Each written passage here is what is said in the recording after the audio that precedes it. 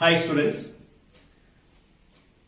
ഇന്ന് നമ്മൾ ഡിസ്കസ് ചെയ്യാൻ പോകുന്നത് ഇലക്ട്രോസ്റ്റാറ്റിക്സിലുള്ള 3 കാര്യങ്ങളെ കുറിച്ചാണ്. ഒന്ന്, കണ്ടക്ടേഴ്സ് എന്താണ്, 2, ഇൻസുലേറ്റേഴ്സ് എന്താണ്, 3, എർത്തിങ് എന്ന് പറഞ്ഞാൽ എന്താണ്. ആദ്യം നമുക്ക് കണ്ടക്ടേഴ്സ് എന്താണെന്ന് നോക്കാം.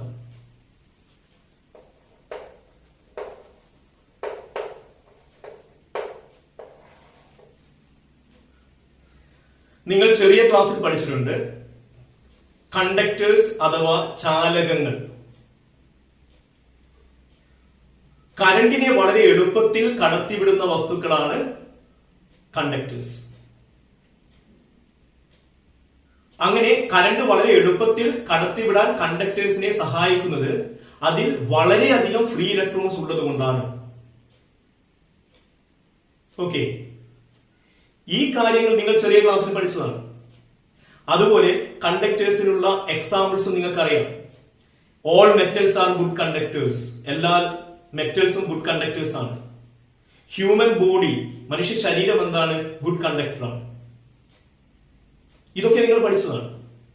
Okay, so metals are the materials which easily allows the flow of current through it. Okay, and this is possible because of the presence of very large number of free electrons in the conductors. And examples for conductors are metals, human body, salt solutions, etc.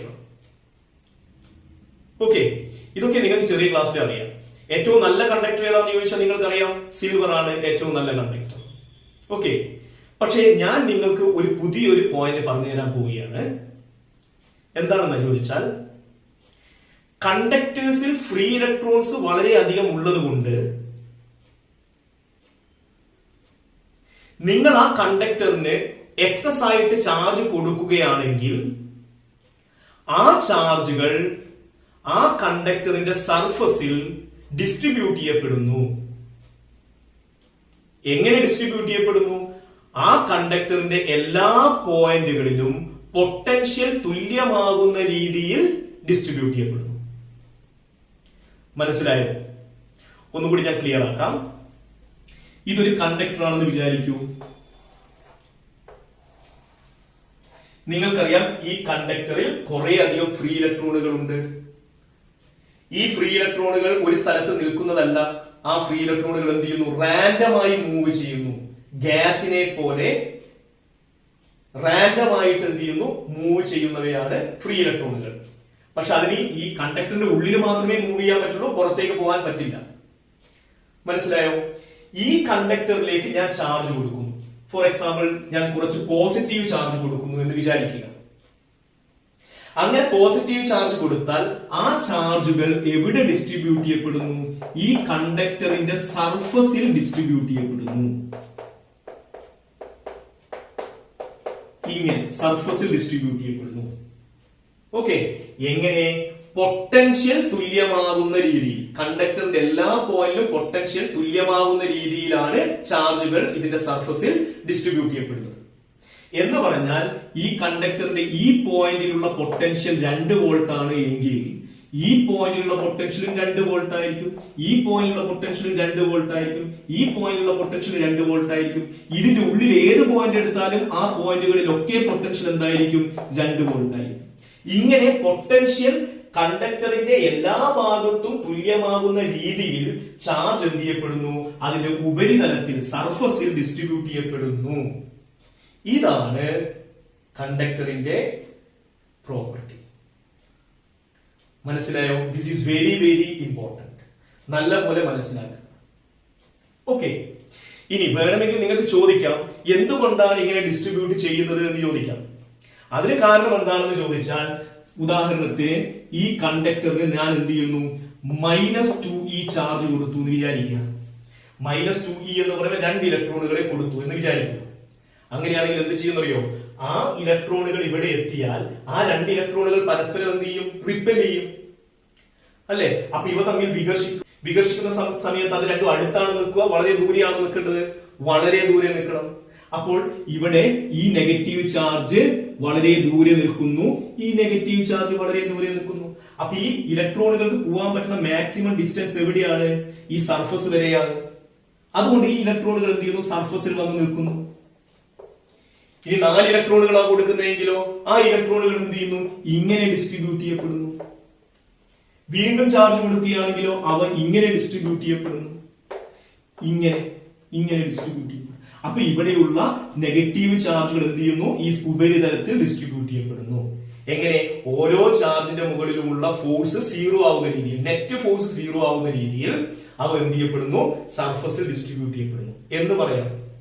അതുമല്ലെങ്കിൽ വേറൊരു രീതിയിൽ പറയാം. എങ്ങനെയാണെന്ന് ചോദിച്ചാൽ, എല്ലാ വസ്തുക്കളും അതിന്റെ potential energy minimise ചെയ്യാൻ വേണ്ടി ശ്രമിക്കുന്നു. അതുപോലെ ഇവിടെയുള്ള ഈ ചാർജുകൾ എന്ത് ചെയ്യുന്നു? ആ ചാർജിന്റെ സിസ്റ്റത്തിന്റെ പൊട്ടൻഷ്യൽ എനർജി മിനിമൈസ് ചെയ്യാൻ വേണ്ടി ശ്രമിക്കുന്നു.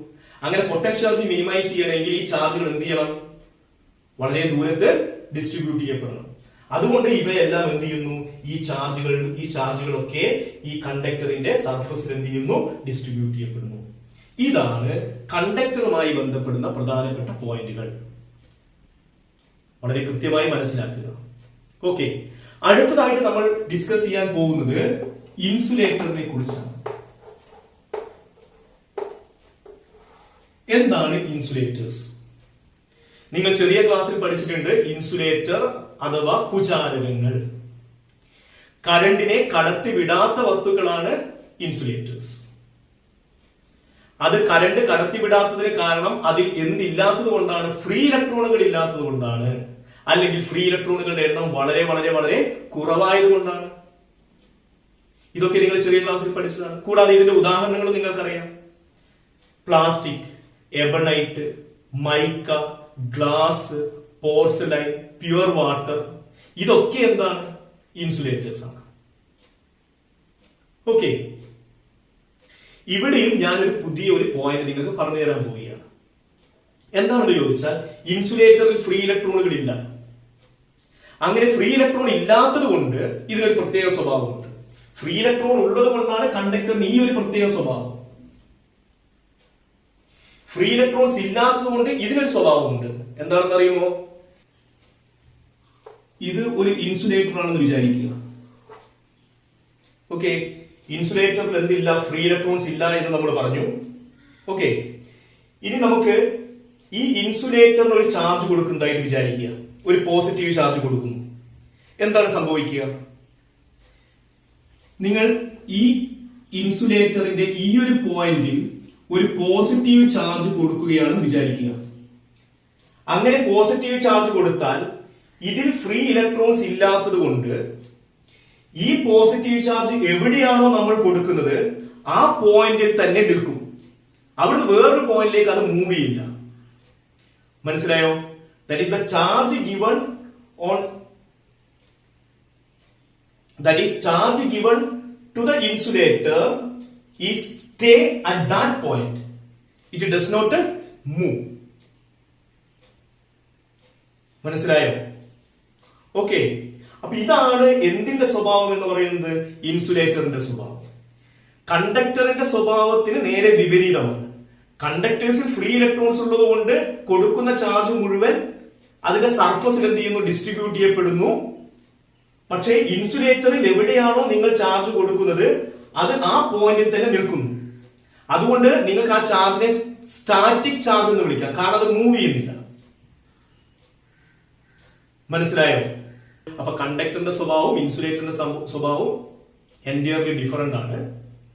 കണ്ടക്ടേഴ്സിന്റെ കേസിൽ any excess charge given to the conductor is distributed all over the surface of the conductor to make its potential at any point same.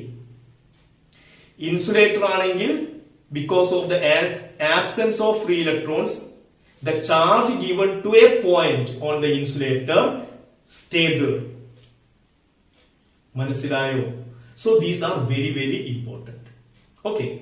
ഇനി സെമി കണ്ടക്ടേഴ്സ് എന്ന് പറയുന്ന ഒരു കാര്യത്തെ കുറിച്ച് കൂടി പഠിക്കാനുണ്ട്. പക്ഷെ അത് ഞാൻ ഇവിടെ ഡിസ്കസ് ചെയ്യുന്നില്ല. കാരണം സെമി കണ്ടക്ടേഴ്സിനെ കുറിച്ച് ഡിസ്കസ് ചെയ്യാൻ ഒരു ചാപ്റ്റർ തന്നെ നമുക്കുണ്ട്. സെമി കണ്ടക്ടേഴ്സ് എന്ന് പറയുന്ന ഒരു ചാപ്റ്റർ നിങ്ങൾക്ക് പഠിക്കാനുണ്ട്. അതുകൊണ്ട് നമ്മൾ അതിനെക്കുറിച്ച് ഇപ്പോൾ സംസാരിക്കുന്നില്ല. സോ നിങ്ങൾ കണ്ടക്ടേഴ്സും ഇൻസുലേറ്റേഴ്സും പഠിക്കുക. എക്സ്ട്രാ പഠിക്കാനുള്ളത് ആകെ ഒരു പോയിന്റ് ആണ് കണ്ടക്ടേഴ്സിന്റെ കേസിലുള്ളത്, ഒരു പോയിന്റ് ആണ് ഇൻസുലേറ്ററിന്റെ കേസിലുള്ളത്. അത് കൃത്യമായി മനസ്സിലാക്കി വെക്കുക. ഓക്കെ, ഇനി അടുത്തതായിട്ട് നമുക്ക് എർത്തിങ്ങിനെ കുറിച്ച് പഠിക്കാം. എന്താണ് എർത്തിങ് എന്ന് പറഞ്ഞാൽ? ഒരു വസ്തുവിനെ എർത്തുമായിട്ട് ഒരു കണ്ടക്ടർ ഉപയോഗിച്ച് കണക്ട് ചെയ്യുന്നതിനെയാണ് എർത്തിങ് എന്ന് പറയുന്നത്. ഓക്കെ, അപ്പൊ നമുക്ക് നോക്കാം. ഇതൊരു കണ്ടക്ടർ ആണെന്ന് വിചാരിക്കുക. ഇതൊരു കണ്ടക്ടറാണ്. ഈ കണ്ടക്ടറിന് ഞാൻ പോസിറ്റീവ് ചാർജ് കൊടുത്തു. നമുക്കറിയാം ആ ചാർജ് ആ കണ്ടക്ടറിന്റെ സർഫസിൽ എന്ത് ചെയ്യപ്പെടുന്നു? ഡിസ്ട്രിബ്യൂട്ട് ചെയ്യപ്പെടുന്നു എന്ന് പഠിച്ചു. ഇനി നമ്മൾ ഈ കണ്ടക്ടറിനെ എന്ത് ചെയ്യുന്നു? എർത്ത് ചെയ്യുന്നു. എർത്ത് ചെയ്യുക എന്ന് പറഞ്ഞാൽ ഇതിനെ നമ്മൾ എന്ത് ചെയ്യാം? ഒരു കണ്ടക്ടിങ് വയർ ഉപയോഗിച്ചുകൊണ്ട് എന്തുമായിട്ട് കണക്ട് ചെയ്യുക? എർത്തുമായിട്ട് കണക്ട് ചെയ്യുക. ഓക്കെ, എർത്തുമായി കണക്ട് ചെയ്യുന്നത് ഇങ്ങനെയാണ് നമ്മൾ കാണിക്കുക. ഇങ്ങനെ കാണിച്ചാൽ അതിന്റെ അർത്ഥം ഈ വസ്തുവിനെ എർത്ത് ചെയ്തു എന്നാണ്. മനസ്സിലായോ? ഓക്കെ, ഇനി നമുക്കറിയേണ്ടത് ഇങ്ങനെ എർത്ത് ചെയ്താൽ എന്ത് സംഭവിക്കും എന്നാണ്. ഓക്കെ, ഞാൻ പറയുന്നത് കൃത്യമായി മനസ്സിലാക്കുക. ഇതൊരു പോസിറ്റീവ് ചാർജ് ഉള്ള ബോഡിയാണ്. പോസിറ്റീവ് ചാർജ് ഉള്ള ബോഡി ആണെങ്കിൽ അതിന്റെ പൊട്ടൻഷ്യൽ പോസിറ്റീവ് ആയിരിക്കും. മനസ്സിലായോ? അപ്പൊ ഈ വസ്തുവിന് എന്ത് പൊട്ടൻഷ്യൽ ആണുള്ളത്? പോസിറ്റീവ് പൊട്ടൻഷ്യൽ ആണുള്ളത്. Positive potential. ഇനി ഇത് നെഗറ്റീവ് ചാർജ് ഉള്ള ബോഡി ആണെങ്കിൽ അതിന്റെ പൊട്ടൻഷ്യൽ നെഗറ്റീവ് ആയിരിക്കും. ഓക്കെ, എർത്തിന്റെ പൊട്ടൻഷ്യൽ എല്ലായ്പ്പോഴും സീറോ ആണ്. എത്രയാണ്? Zero potential. അപ്പൊ എർത്ത് എന്ന് പറയുന്നത് എല്ലായ്പ്പോഴും സീറോ പൊട്ടൻഷ്യൽ ആണ്. മനസ്സിലായോ? പോസിറ്റീവ് പൊട്ടൻഷ്യലും സീറോ പൊട്ടൻഷ്യലും കമ്പയർ ചെയ്താൽ ഇത് ഹയർ പൊട്ടൻഷ്യൽ ആണ്, ഇതെന്താണ്? ലോവർ പൊട്ടൻഷ്യൽ ആണ്. അതുകൊണ്ട് ഇവിടെ എന്ത് സംഭവിക്കുന്നു ചോദിച്ചാൽ, എർത്തിൽ നിന്ന് ഇലക്ട്രോണുകൾ ഈ പോസിറ്റീവ് ചാർജ് ഉള്ള വസ്തുവിലേക്ക് ഫ്ലോ ചെയ്യും. എന്ന് പറഞ്ഞാൽ ഇവിടെ എർത്ത് എന്ത് ചെയ്യുന്നു? ഇലക്ട്രോണുകളെ ഡൊണേറ്റ് ചെയ്യുന്നു. അപ്പൊ ഇവിടെ എർത്ത് എന്തുപോലെ ആക്ട് ചെയ്യുന്നു? Earth act as a electron donor. Electron ഡോണറിനെ പോലെ ആക്ട് ചെയ്യുന്നു. മനസ്സിലായോ? അപ്പൊ ഇലക്ട്രോണുകൾ ഈ കണ്ടക്ടറിലൂടെ എങ്ങോട്ടേക്ക് ഫ്ലോ ചെയ്യും? ഈ പോസിറ്റീവ് ചാർജ് ഉള്ള ബോഡിയിലേക്ക് ഫ്ലോ ചെയ്യും. ഇങ്ങനെ ഫ്ലോ ചെയ്യും ഇലക്ട്രോണുകൾ. മനസ്സിലായോ? എന്നിട്ട് ഇവിടെയുള്ള പോസിറ്റീവ് ചാർജിനെ എല്ലാം എന്ത് ചെയ്യുന്നു? ന്യൂട്രലൈസ് ചെയ്യുന്നു. അപ്പൊ ഇവിടെയുള്ള പോസിറ്റീവ് ചാർജ് എല്ലാം എന്ത് ചെയ്യപ്പെടും? ന്യൂട്രലൈസ് ചെയ്യപ്പെടും. അപ്പൊ ഈ പോസിറ്റീവ് ചാർജ് ഒക്കെ ഇവിടുന്ന് നഷ്ടപ്പെടും. മനസ്സിലായോ? ഫൈനലി ഇതിന്റെ പൊട്ടൻഷ്യൽ എത്രയായി മാറും? സീറോ പൊട്ടൻഷ്യൽ ആയി മാറും. അപ്പൊ ഈ വസ്തുവിന്റെ പൊട്ടൻഷ്യൽ അവസാനം എന്തായി മാറുന്നു? സീറോ പൊട്ടൻഷ്യൽ ആയി മാറുന്നു. അപ്പോൾ ഇതിന്റെ പൊട്ടൻഷ്യൽ സെയിം ആയില്ലേ? അത്രയും നേരം ഇവിടെ എന്ത് ചെയ്യും? ഇലക്ട്രോൺ ഫ്ലോ ചെയ്യും. അതായത് ഇവിടെ ഒരു കറന്റ് ഉണ്ടാവും, ഒരു മൊമെന്ററി കറന്റ്. മനസ്സിലായോ? ഇതാണ് ഇവിടെ സംഭവിക്കുന്നത്. ഓക്കെ, നേരെ മറിച്ച് നിങ്ങൾ എടുക്കുന്നത് ഒരു നെഗറ്റീവ് ചാർജ് ഉള്ള കണ്ടക്ടർ ആണെന്ന് വിചാരിക്കുക. എന്ന് പറഞ്ഞാൽ ഇതിന് നെഗറ്റീവ് ചാർജ് കൊടുത്തു. അങ്ങനെ നെഗറ്റീവ് ചാർജ് കൊടുത്തുള്ള വസ്തുവിനെയാണ് നിങ്ങൾ എന്ത് ചെയ്യുന്നത്? എർത്ത് ചെയ്യുന്നതെങ്കിൽ നിങ്ങൾ പറയും എർത്തിന്റെ പൊട്ടൻഷ്യൽ സീറോ പൊട്ടൻഷ്യൽ ആണ്. ഇതിൻ്റെത് എന്ത് പൊട്ടൻഷ്യൽ ആണ്? ഇത് നെഗറ്റീവ് പൊട്ടൻഷ്യൽ ആണ്. കമ്പയർ ചെയ്യുമ്പോൾ നമുക്ക് പറയാം ഇത് ലോവർ പൊട്ടൻഷ്യൽ, ഇത് ഹയർ പൊട്ടൻഷ്യൽ ആണ്. സീറോ ആയിട്ട് കമ്പയർ ചെയ്യുമ്പോൾ സീറോ പൊട്ടൻഷ്യൽ എന്ന് പറയുന്നത് ഹയർ പൊട്ടൻഷ്യലും ഇതെന്താണ്? ലോവർ പൊട്ടൻഷ്യലും ആണ്. ഇവിടെ എക്സസ് ഓഫ് ഇലക്ട്രോണുകൾ ഉണ്ട്. അപ്പൊ ഇവിടെ എന്താ സംഭവിക്കുക എന്ന് ചോദിച്ചാൽ, നെഗറ്റീവ് ചാർജ് ഉള്ള ബോഡിയിൽ നിന്ന് ഇലക്ട്രോണുകൾ എങ്ങോട്ടേക്ക് ഫ്ലോ ചെയ്യും? എർത്തിലേക്ക് ഫ്ലോ ചെയ്യും. അപ്പൊ ഇവിടെ സംഭവിക്കുന്നത് ഇലക്ട്രോണുകൾ എങ്ങോട്ടേക്ക് ഫ്ലോ ചെയ്യുന്നു? എർത്തിലേക്ക് ഫ്ലോ ചെയ്യുന്നു. മനസ്സിലായോ? അപ്പൊ ഇവിടെ എർത്ത് എന്തായിട്ട് ആക്ട് ചെയ്യുന്നു? ഒരു ഇലക്ട്രോൺ acceptor ആയിട്ട് ആക്ട് ചെയ്യുന്നു. So here earth act as an electron acceptor.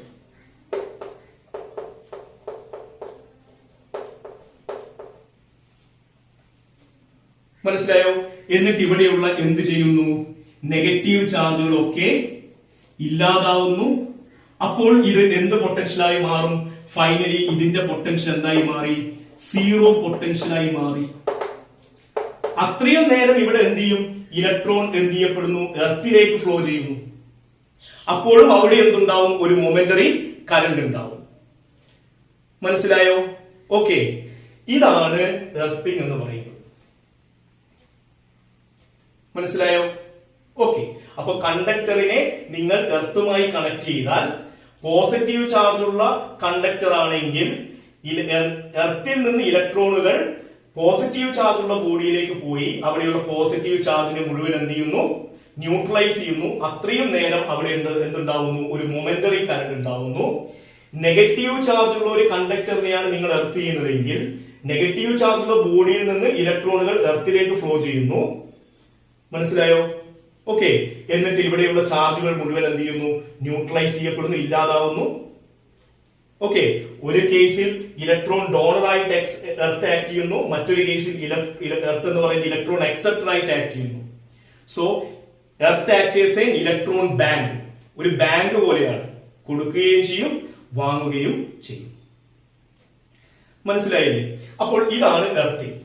ഇനി ഇവിടെ വളരെ ഇമ്പോർട്ടന്റ് ആയിട്ടുള്ള ചില പോയിന്റുകൾ ഉണ്ട്. പോസിറ്റീവ് ചാർജുള്ള ബോഡിയുടെ പൊട്ടൻഷ്യൽ പോസിറ്റീവ് പൊട്ടൻഷ്യൽ, നെഗറ്റീവ് ചാർജുള്ള ബോഡിയുടെ പൊട്ടൻഷ്യൽ നെഗറ്റീവ് പൊട്ടൻഷ്യൽ, എർത്തിന്റെ പൊട്ടൻഷ്യൽ എല്ലായ്പ്പോഴും സീറോ പൊട്ടൻഷ്യൽ ആണ്. പിന്നീട് ഒരു കാര്യം കൂടി മനസ്സിലായി, എർത്തുമായി കണക്ട് ചെയ്യുന്ന വസ്തുവിന്റെ പൊട്ടൻഷ്യലും സീറോ പൊട്ടൻഷ്യൽ ആയിരിക്കും. ഒരു കണ്ടക്ടറിനെ എർത്തുമായിട്ട് കണക്ട് ചെയ്താൽ കണ്ടക്ടറിന്റെ പൊട്ടൻഷ്യൽ എന്താണ്? സീറോ ആണ്. Okay, so earth and earth connected body are always in zero potential. മനസ്സിലായല്ലോ? ഇതാണ് എർത്തിങ് എന്ന് പറയുന്നത്. ഇനി നമ്മുടെ വീടുകളിലൊക്കെ എർത്തിങ് ഉപയോഗിക്കുന്നുണ്ട്. എന്തിനു വേണ്ടിയാണ്? കാരണം ഏതെങ്കിലും രീതിയിൽ അവിടെ ഒരു ലീക്കേജ് ഓഫ് കറന്റ് ഉണ്ടായാൽ നമ്മൾ ഉപയോഗിക്കുന്ന ഇലക്ട്രിക്കൽ അപ്പാരറ്റസിന് എന്തെങ്കിലും തരത്തിലുള്ള ഡാമേജ് കാരണം ഒരു ലീക്കേജ് കറന്റ് ഉണ്ടായാൽ നമ്മൾ അത് ഉപയോഗിക്കുകയാണെങ്കിൽ ആ കറന്റ് നമ്മുടെ ശരീരത്തിലൂടെ എർത്തിലേക്ക് പോകും. അപ്പൊ നമുക്ക് ഷോക്ക് ഏൽക്കാൻ സാധ്യതയുണ്ട്. സാധ്യതയല്ല, ഷോക്ക് ഏൽക്കും. നേരെ മറിച്ച് അവിടെ പ്രോപ്പർ ആയിട്ട് എർത്ത് ചെയ്യുകയാണെങ്കിൽ നമ്മുടെ ശരീരത്തിലൂടെ പോകുന്നതിന് പകരം ആ കറന്റ് എന്തിലൂടെ പോകുന്നു? ആ എർത്തഡ് കണ്ടക്ടറിലൂടെ കടന്നു പോവുകയും നമുക്കുണ്ടാവുന്ന അപകടം ഒഴിവാക്കുകയും ചെയ്യാം. അതിനാണ് നമ്മൾ വീടുകളിൽ എന്തുപയോഗിക്കുന്നത്? എർത്തിങ് ഉപയോഗിക്കുന്നത്. മനസ്സിലായോ? So that's all about earthing. Okay, ഞാനിവിടെ കുറച്ച് കാര്യങ്ങൾ കൂടി പറയാൻ ആഗ്രഹിക്കുകയാണ്. നിങ്ങൾ ഈ കേസുകളൊക്കെ അനലൈസ് ചെയ്ത് കഴിഞ്ഞാൽ നമുക്ക് കാണാൻ പറ്റും ഇലക്ട്രോണുകൾ എവിടുന്ന് എങ്ങോട്ടേക്കാണ് ഫ്ലോ ചെയ്യുന്നത്. ഇത് ലോവർ പൊട്ടൻഷ്യൽ, ഇത് higher potential. So electrons flows from lower potential to higher potential. ഇവിടെ നോക്കൂ, ഇത് ഹയർ പൊട്ടൻഷ്യൽ, ഇത് ലോവർ പൊട്ടൻഷ്യൽ. അപ്പൊ ഇലക്ട്രോൺ എവിടുന്നാ പോയത്? Lower potential to higher potential. അപ്പോൾ നമുക്കൊരു പോയിന്റ് പറയാം. എന്ത് പറയാം? Electrons flows from lower potential to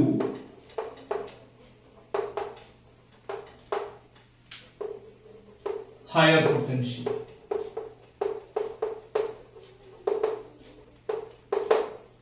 okay, രണ്ടാമതായി ഞാൻ പറയാൻ ആഗ്രഹിക്കുന്നത്, ഇവിടെ ആദ്യം പോസിറ്റീവ് ചാർജ് ഉണ്ടായിരുന്നു, പെട്ടെന്ന് ഇവിടെയുള്ള പോസിറ്റീവ് ചാർജ് ഇല്ലാതായി. അതിന് കാരണം ഇലക്ട്രോണുകൾ ഫ്ലോ ചെയ്തുകൊണ്ടാണെന്നറിയാം. ഓക്കെ, ഇനി ഇവിടെയുള്ള അല്ലെങ്കിൽ ഈ പോസിറ്റീവ് ചാർജുകൾക്ക് മൂവ് ചെയ്യാൻ പറ്റുന്നതായിരുന്നുവെങ്കിൽ ഈ കേസുകളിലൊന്നും പോസിറ്റീവ് ചാർജ് അല്ല ഫ്ലോ ചെയ്യുന്നത്, ഇലക്ട്രോണുകളാണെന്ന് മനസ്സിലാക്കി വെക്കുക. ഇനി അഥവാ മൂവ് ചെയ്യാൻ പറ്റുന്ന പോസിറ്റീവ് ചാർജ് ഉള്ള കേസുകളാണെങ്കിൽ, for example ionised gas ionise ചെയ്യപ്പെട്ടാൽ അവിടെ പോസിറ്റീവ് ചാർജുകൾ ഉണ്ടാവും, നെഗറ്റീവ് ചാർജുകൾ ഉണ്ടാവും. അങ്ങനെയാണെങ്കിൽ പോസിറ്റീവ് ചാർജുകൾ എങ്ങോട്ടേക്കാണ് മൂവ് ചെയ്യുക? ഇലക്ട്രോണുകൾ lower potential to higher potential ആണ് മൂവ് ചെയ്യുന്നത്. പോസിറ്റീവ് ചാർജുകൾ എങ്ങോട്ടേക്കാണ് മൂവ് ചെയ്യുക? നേരെ ഓപ്പോസിറ്റ് ആണ്. നിങ്ങൾ മനസ്സിലാക്കി വെക്കുക, പോസിറ്റീവ് ചാർജുകൾ ഫ്ലോ ചെയ്യുന്നത് എല്ലായ്പ്പോഴും flows from higher potential to lower potential. to lower potential.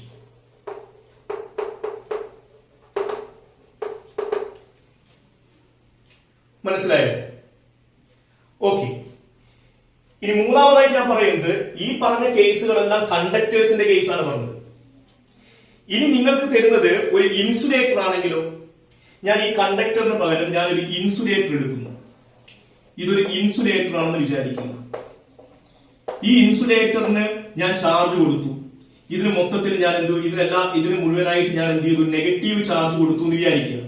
Okay. അപ്പൊ ഇതിന് മുഴുവനായിട്ട് എന്ത് കൊടുത്തു? നെഗറ്റീവ് ചാർജ് കൊടുത്തു. ഈ ബോഡിക്ക് മുഴുവനായിട്ട് നെഗറ്റീവ് ചാർജ് കൊടുത്തു എന്ന് വിചാരിക്കുക. ഇങ്ങനെ കൊടുത്തു. എന്നിട്ട് ഞാൻ എന്ത് ചെയ്യുന്നു? ഇതിനെ എർത്ത് ചെയ്യുന്നു. ഈ പോയിന്റിൽ എർത്ത് ചെയ്യുന്നു. ഈ പോയിന്റ് ഇവിടെ ഓൾറെഡി നെഗറ്റീവ് ചാർജ് ഉണ്ട്. ഇതിനെ ഞാൻ ഇവിടുന്ന് എർത്ത് ചെയ്യുന്നു. അങ്ങനെയാണെങ്കിൽ ഈ ന്യൂട്രൽ ബോഡി ഇവിടെ ന്യൂട്രലൈസ് ചെയ്യപ്പെടുമോ?